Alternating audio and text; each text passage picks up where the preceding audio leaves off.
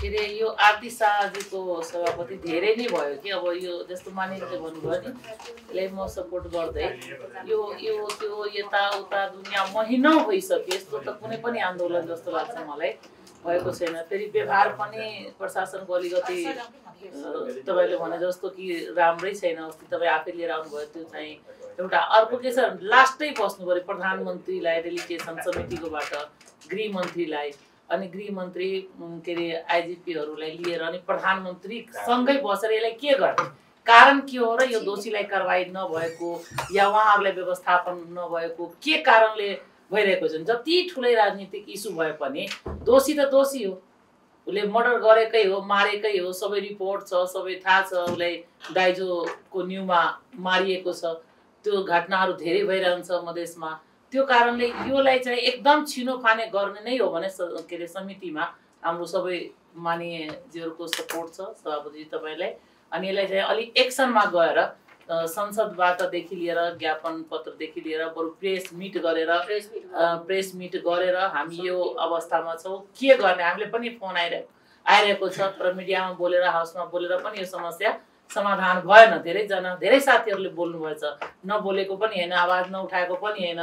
त्यस्तो अवस्थामा महिनौदेखि के अरे उसमा मण्डलामा बसिरहेको अवस्था छ। त्यो बुढाबुढी आमा बुवा अनि उनको बहिनी पनि छ एकजना। त्यो बहिनीको अवस्था कस्तो तानेको के त्यो सोसियल मिडियामा त धेरै आइसक्यो।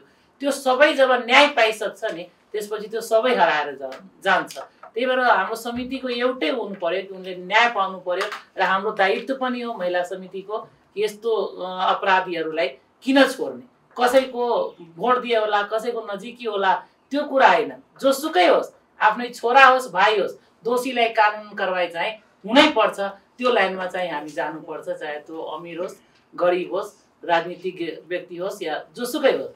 त्यो कारणले चाहिँ समितिबाट चाहिँ एक्सन लिनुपर्छ। यति म राख्दै धन्यवाद।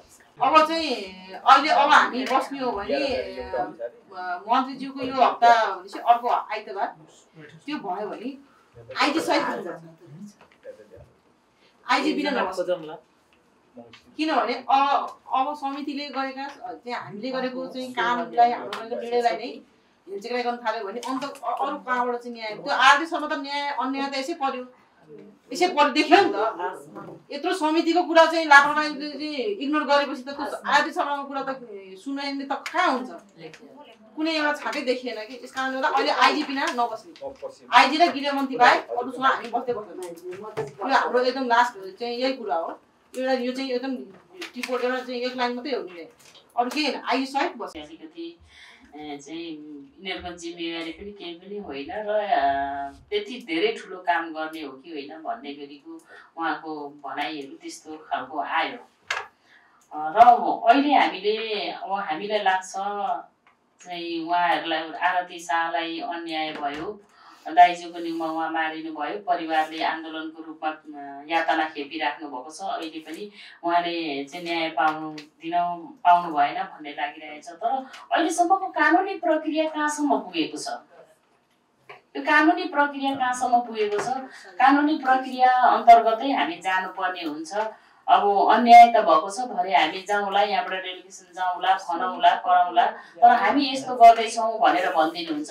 जस्तो सचिवजीले के भन्नुभयो भने तपाईँहरूले तत्काल रूपमा अहिले तपाईँहरूले जति भन्नुभयो समितिका सभापति सहित आएर हामीलाई यो कुरा मैले सुन्नमा आएको छ, मैले अहिले पनि सुनिरहेको छु र तपाईँहरूले भन्दा पनि बढी मात्रामा मैले चाहिँ यो विषयलाई चासो राखेको छु भन्ने विषयले तरिकाले हामीलाई जवाब दिनुभएको हो।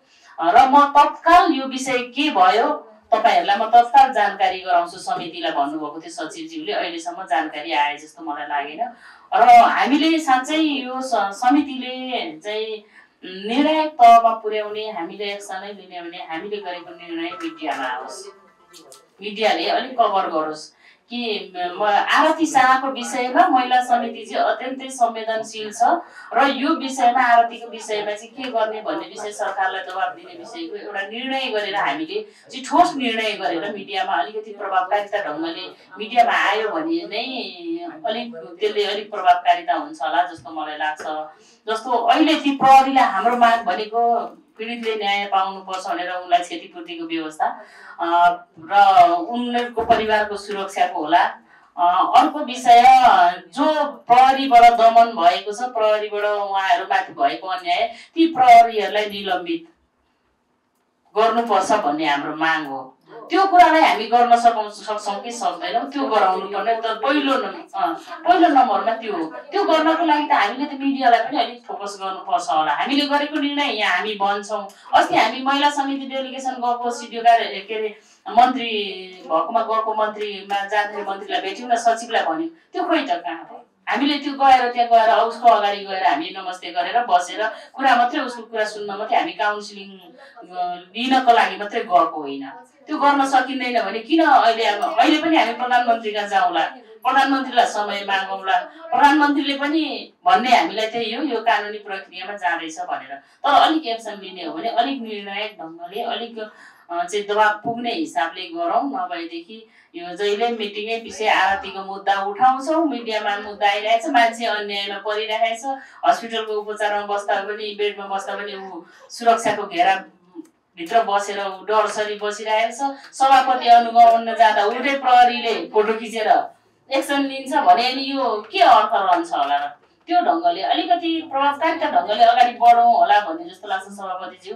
कसरी हुन्छ त्यो प्रभावकारिता बनाउनको लागि सबै सल्लाह गरेर त्यो ढङ्गले जाउँ। मैले हस्, धन्यवाद।